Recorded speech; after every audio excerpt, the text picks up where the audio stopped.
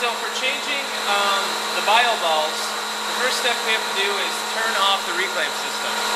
Now the first step to that is turning off the ozone. So we take a switch, turn it to off and let it run a couple seconds to cycle out all the ozone. And then we're going to turn the process switch to off. And that's going to shut off the motor and pump. So after that, first thing we're going to do is unscrew this retaining clamp.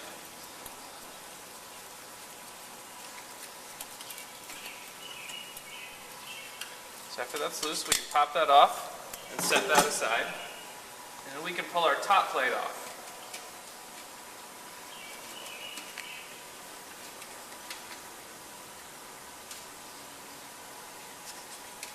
There we go.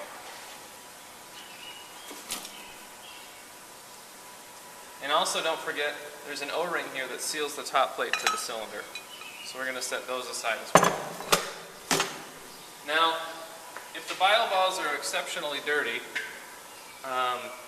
the cylinder, or the basket that holds all the balls in here is going to be pretty heavy. So what I like to do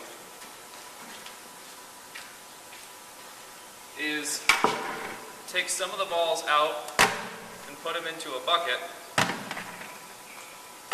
to reduce the weight so you can actually lift the basket out. Alright, so now we're going to take the basket out of the cylinder containing all the vial balls. Now I've taken some of the vial balls out already just to make the basket a little bit lighter.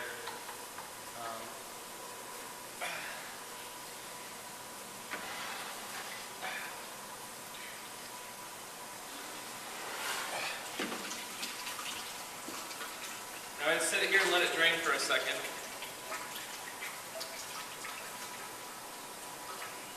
And then we're going to go ahead and set that aside. Alright, now that the basket is out of the cylinder, we can take the vial balls out of the cylinder and put them into a bucket. Now, I've already done that, and you can see, if you can see, I've got about 20-25 balls in there.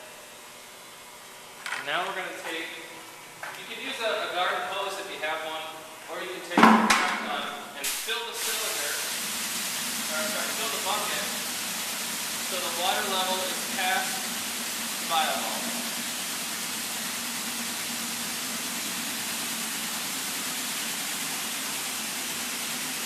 And you want to just make sure that you're not spraying yourself. So now that the water level is past the vial balls, I can stick the tip of the prep gun in here and spray it, and it's going to kind of create a whirlpool to clean the balls. So I'm kind of pushing the water in a whirlpool in a circular motion, and then you can go back the other way.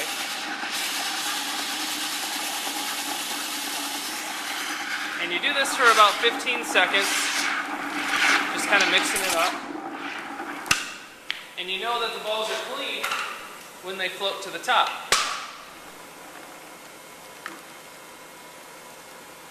And now that's kind of, I mean, it's still coated with some film, but it's a clean vial ball now. And so we'll take our other bucket, and we're going to just kind of skim them off the top by shake them out a little bit, and then drop them into our other bucket.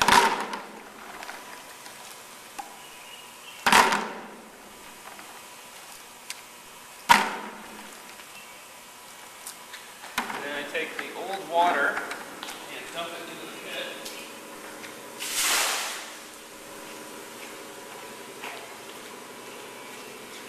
And then back to the street. And we're going to repeat the process all over again of filling this up with about 20 or 30 balls. So just keep doing this over and over until all the balls in the screen are finished.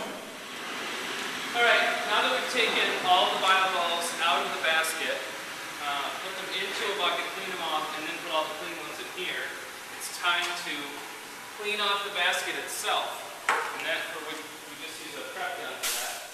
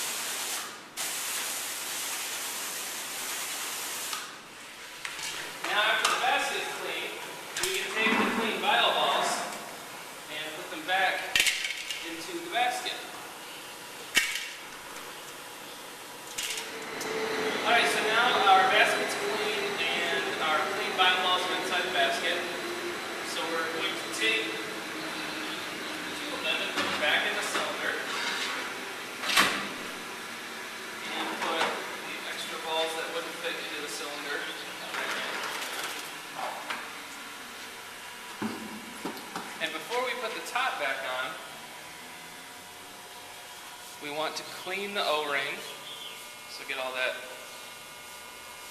sludge out there. And you also want to just give it a quick once over to make sure there's not any cracks, tears, or rips or anything like that, that it's in good shape. So this one appears to be good.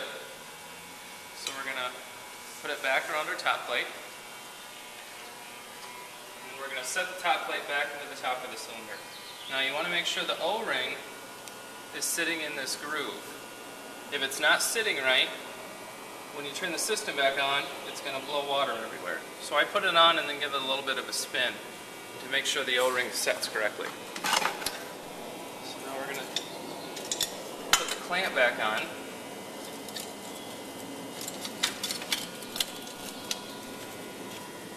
And then tighten it up.